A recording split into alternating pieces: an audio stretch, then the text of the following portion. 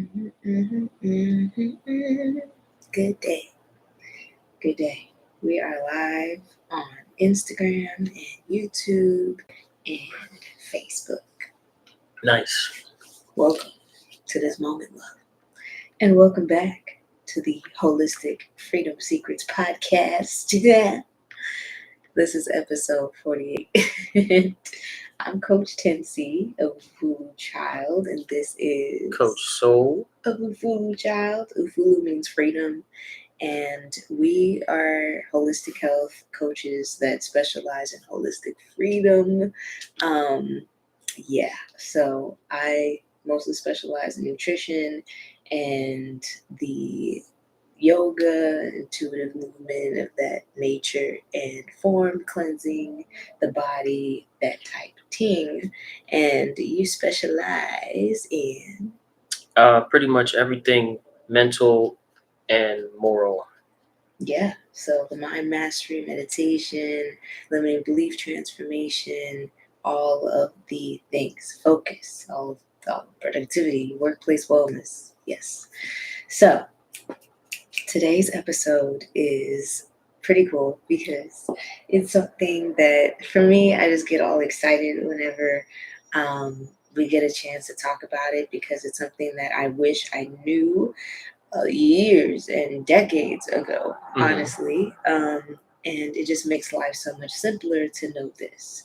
So we're going to be talking about fuel today. Today's fuel day, and every Wednesday is fuel day. So every Wednesday on this podcast, we dive into something that nourishes us in terms of what we consume. So it could be the foods, the drinks that we consume, or the content that we consume, what we're feeding ourselves. So today's episode is Gut instincts is how intuitive eating supports hormonal balance. If you don't know that your hormones are thrown out of balance largely by the foods that we consume, and also by the things that like our skin consumes and that we breathe and things like that. But I think the largest percentage of hormonal imbalance comes from our diet. Yeah. And how intuitive eating can support balancing your hormones. It's a very important topic. I think we've also already touched on this, a bunch of episodes back. So make sure that you check out previous episodes to get some more insight on this topic. And we're going to dive back into it today. Yeah. Pardon me. Look for the multiples of threes in the episode numbers, and you'll find all of the fuel episodes because they all happen on the third day of the work week. Just something to get us started, I wanted to mention and kind of hone in on what is intuitive eating, and how can we understand it? How can we connect it back to mindfulness? All of that jazz, and how does it play a role in gut health? So 3 and 8. Sorry, when you said that, I had to do the checking in my head. So 1, 2, 3, that's the first Wednesday, and then 6, 7, 8 is the second Wednesday, and then it resets. Okay, multiples of 3 and 8. No, just numbers of episodes that end in 3, that either are the third episode or the 8th episode, or end in 3 and end in 8. So 13, which is not a multiple of 3, 18, 23, 28. Gotcha. Word up. Thank you for that clarification, because it helps find the teams. Yes. All right. So let me tell another story, okay? Because stories are great and they help us. So whenever I was starting my healthy eating journey, right, I was really struggling with kind of like bouncing in and out. Like I would binge eat certain foods, and then it would just be like every time there would be some and let me just bring some clarity, because when people hear binge, sometimes they think like binging and purging. That's not what was going on. I was doing no purging, okay? But I was just in this cycle of, um, especially with pancakes. IHOP had my tight hold of my spirit. Especially with pancakes, cupcakes, all the sweets, cookies. I had my favorite little big lemon poppy seed cookie. Okay, we're not going to go super deep into that. But this pattern of just having an unhealthy relation to food, to where when I was stressed, when I was feeling anxious, when I wanted to celebrate, even if I wasn't feeling anxious, or just every little moment in life being powered by foods that happen to be unhealthy, for me. And connecting, feeling good with, okay, let me reach for something to eat. And every time it would be something that was going to sabotage my health goals. And so I love food. I'm a foodie. I grew up in a household where my mom was cooking.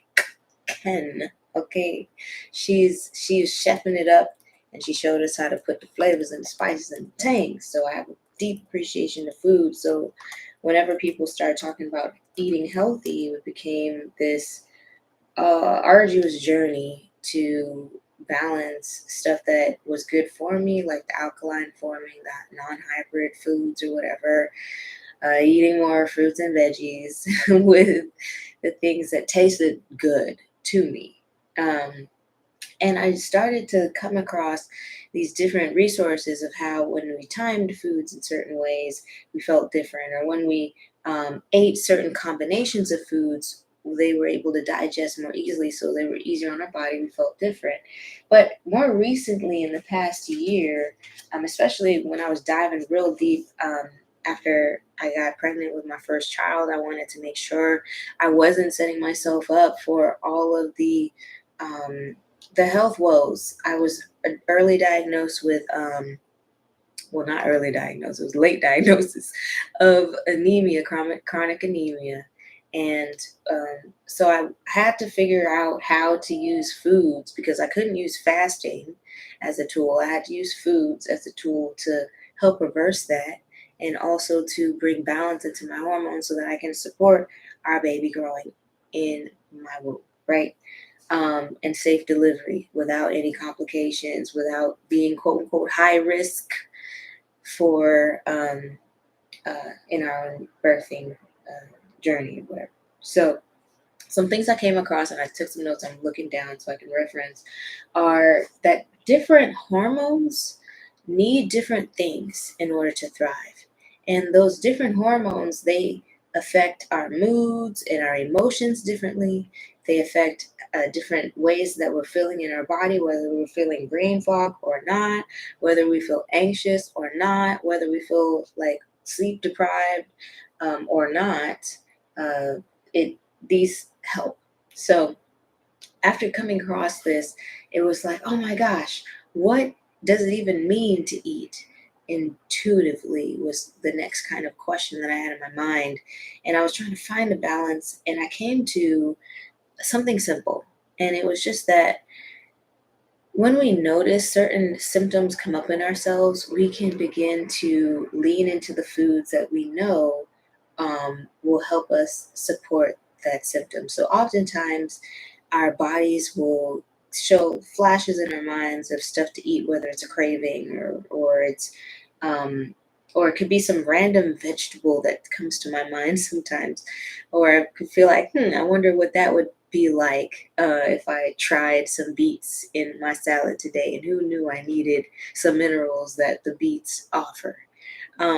So this is kind of what intuitive eating is. It's basically noticing your body's cues, its signals that it's giving you, and really throwing away the traditional dieting, but we're still following our core values when it comes to eating, that allows us to just have more of a flow of eating, so where we're not so strict, but we're also giving our bodies what they need when they need it.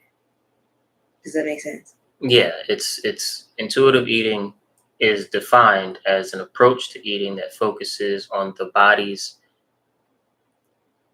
response to cues of hunger and to cues of satisfaction. So after you eat. Yes. And you know when you feel bad, you know when you feel good. So Right.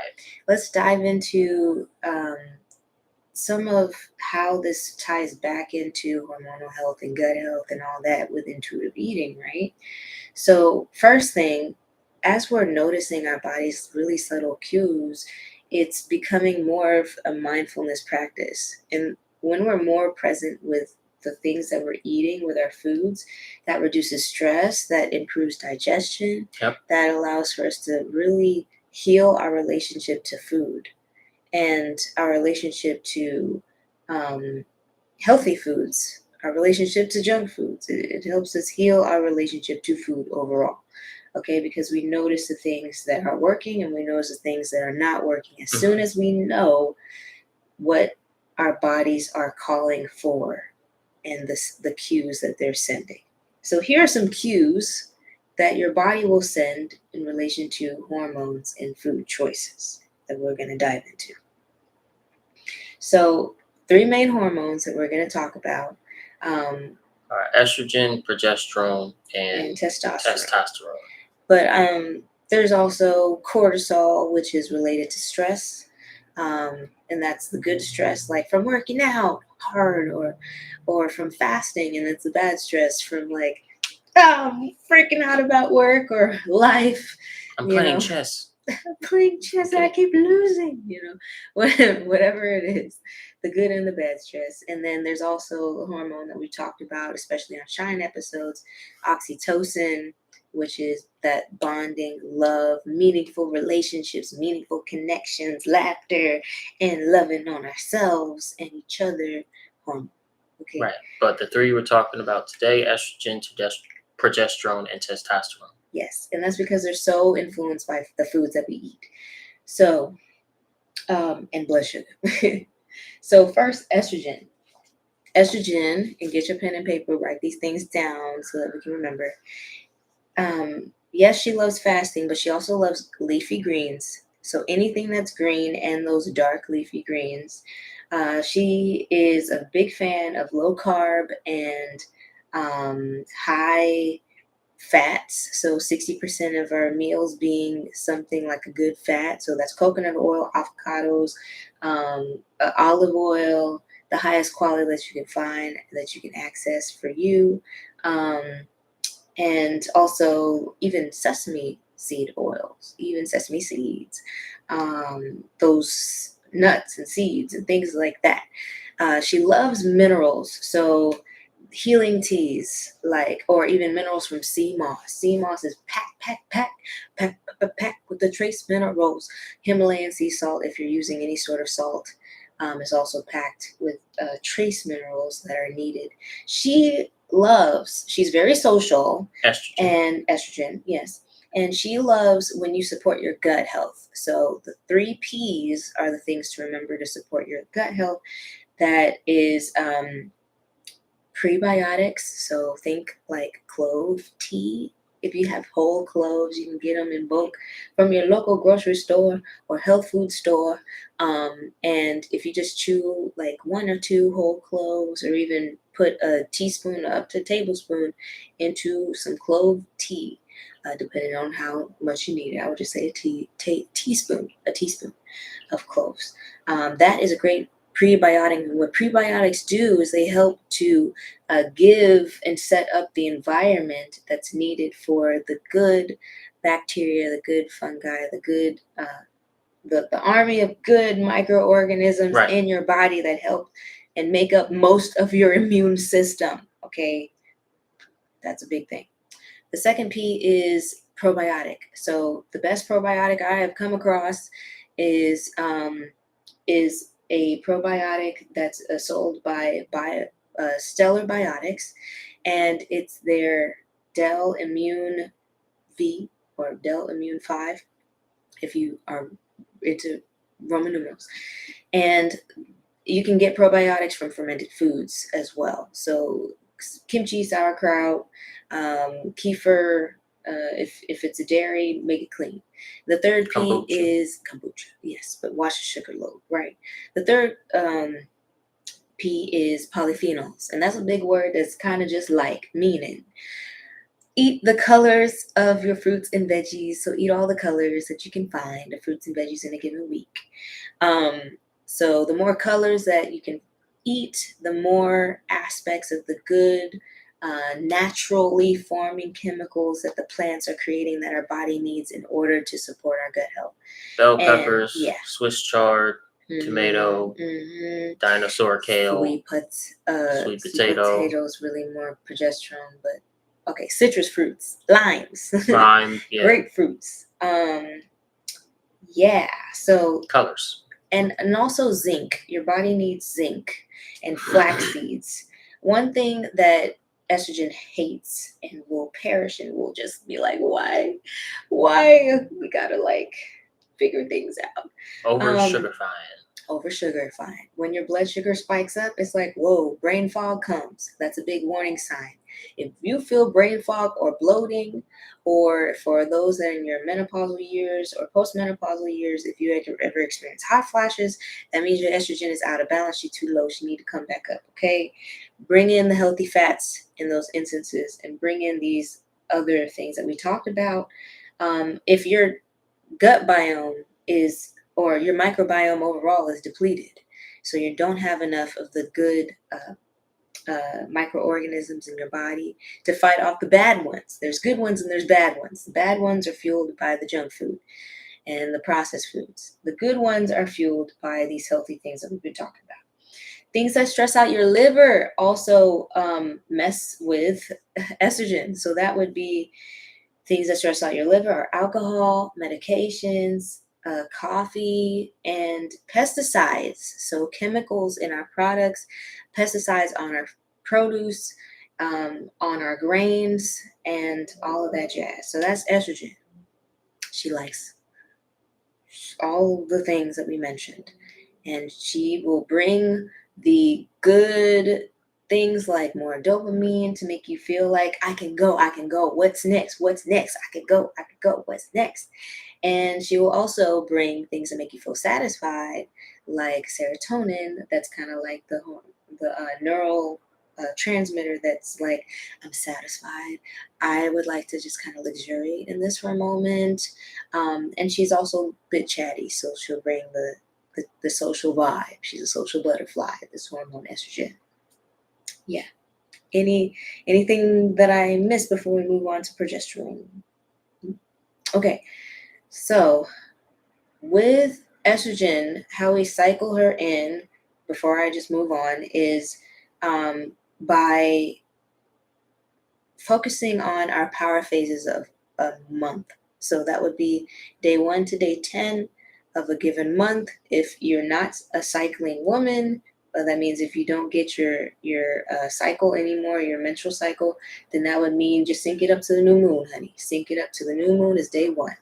All right, and take it from there. So day 1 to day 10 and day 16 to day 19. These are, and it looks like we lost connection on Facebook, but I'm going to keep going and just we'll reconnect. Your power phases of your cycle. Now, men are not on a 28 to 32 day cycle or 26 to 32 day cycle, but women are. And so, to sync up your eating habits to support your hormonal cycle, where what really we're getting at is estrogen levels go up and go down.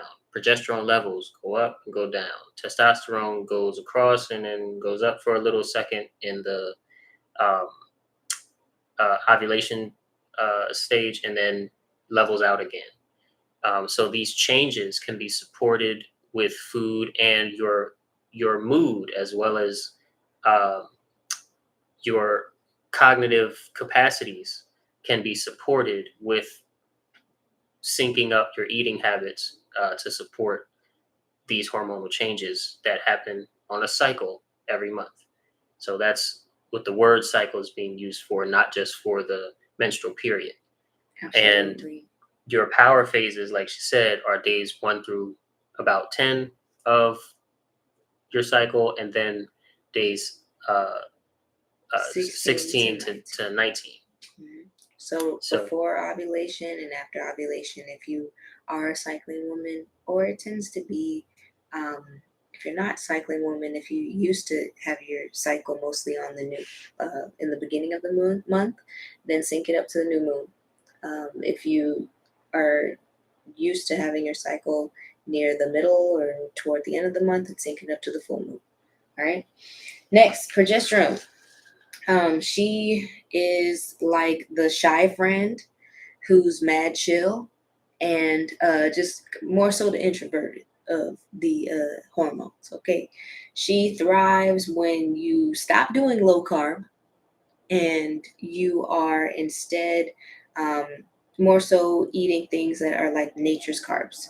So things like sweet potato, quinoa, brown rice, tropical fruits like papaya. When you're eating like the sweet fruits, mangoes. I'm trying to think of some other.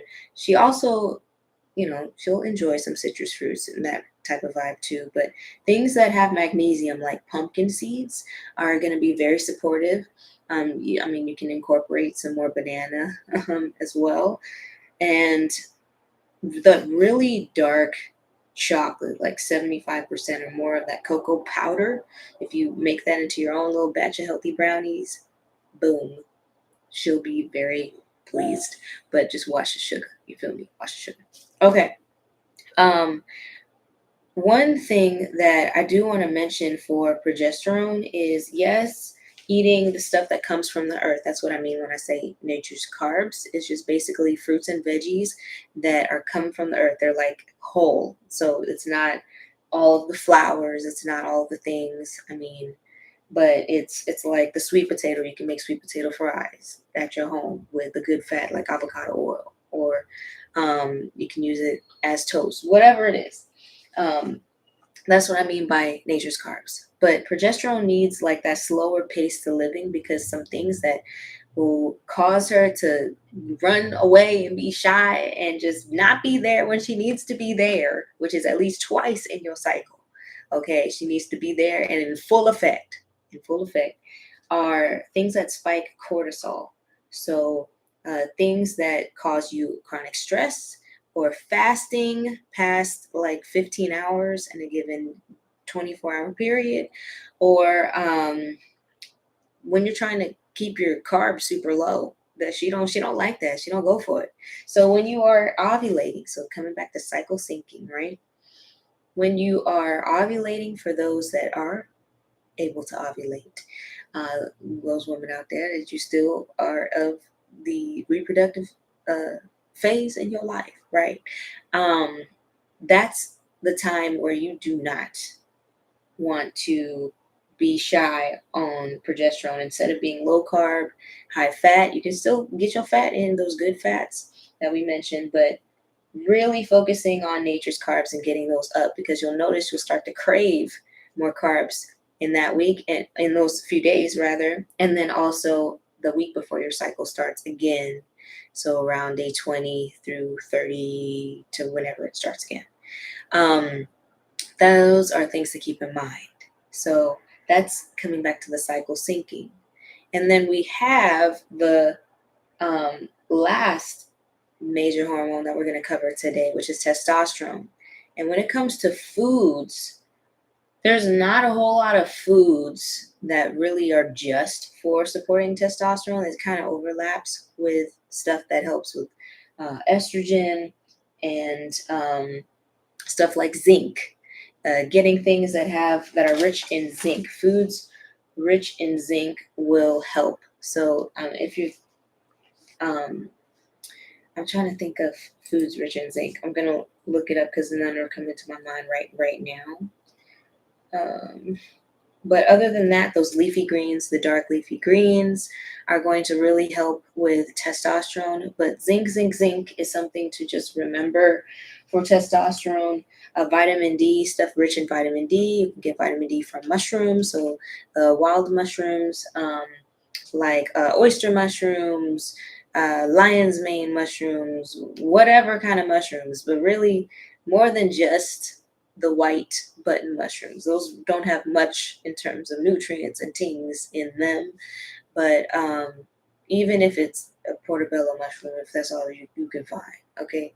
But vitamin D, you can find it in mushrooms naturally, Mm-hmm. and stuff that promotes liver health. So bitter foods are supportive for testosterone, because stuff that messes up your liver, those toxins, chronic stress, they'll have testosterone running away.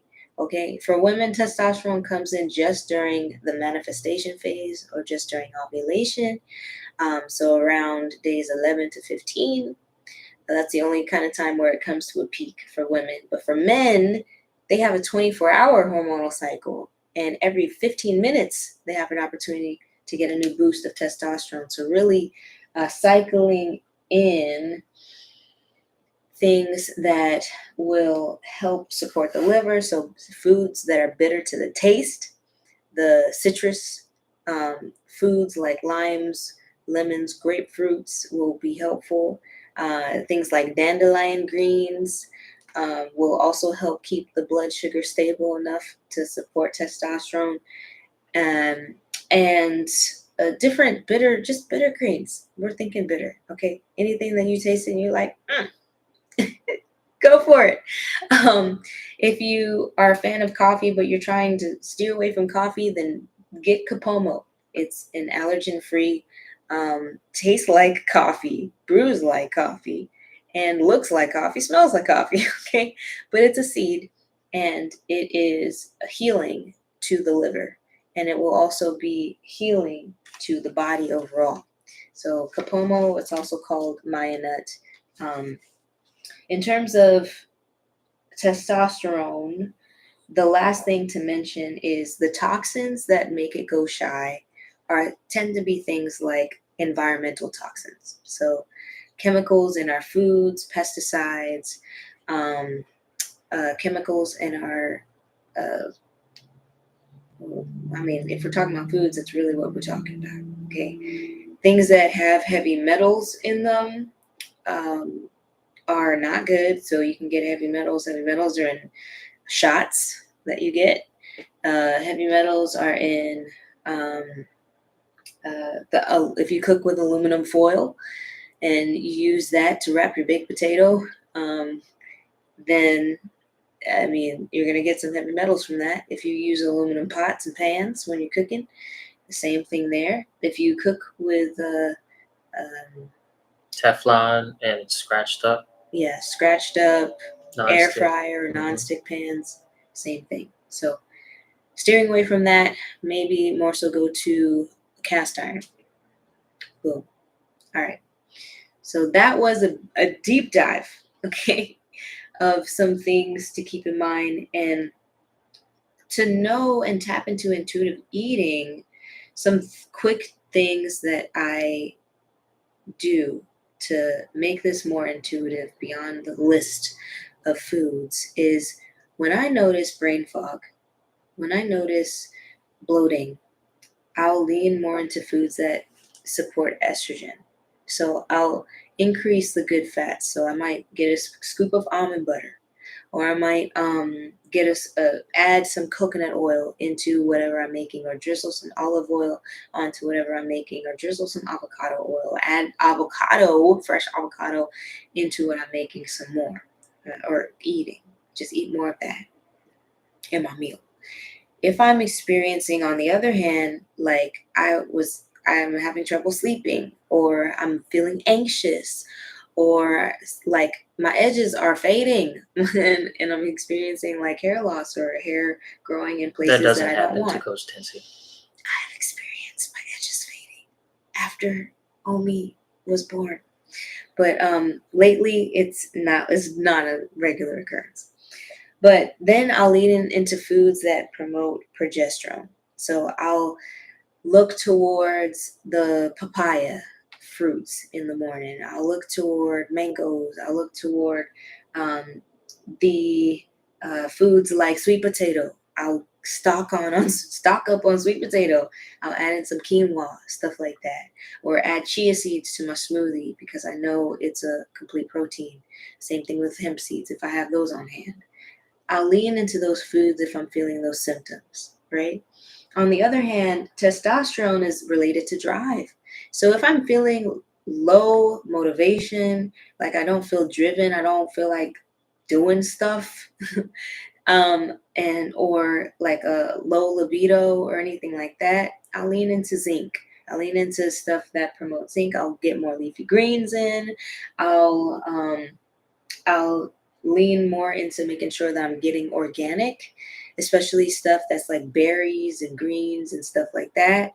And I will really just up some protein. I'll just do a protein to check to see in terms of the clean protein, how much am I getting in a certain meal, especially the meal that I use, the first thing that I eat in the day to break my fast.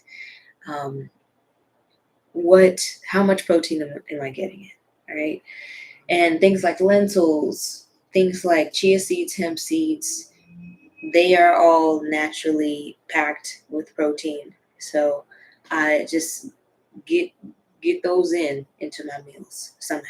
Even if it's in a smoothie, pumpkin seeds as well are packed with protein. All right. So thank you for sticking it out with us in episode 48 of the Holistic Freedom Secrets podcast. And we follow our 5-prong healing system that consists of the concepts be, cleanse, fuel, move, and shine. Today is Wednesday, so it's fuel day. We will see you tomorrow for move day, which is really, really important as well to support hormonal balances. And put in the comments, how you're supporting your hormonal health, any questions that you have, or anything that you found out from your own research or curiosities in this regard. Can't wait to engage with you guys in the comments. Also, like, subscribe, follow, notify yourself for the next time that we're going live. And we'll see you guys in the next one. Peace. Yeah, thank you so much for being here. Take care, loves.